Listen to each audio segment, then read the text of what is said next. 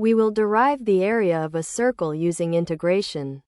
Area equals the integral from 0 to r of 2 pi x dx.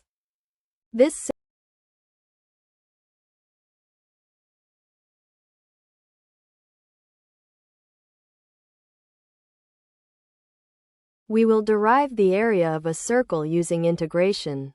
Area equals the integral from 0 to r of 2 pi x dx. This simplifies to 2 pi times the integral of x dx. The integral of x is 1/2 x squared.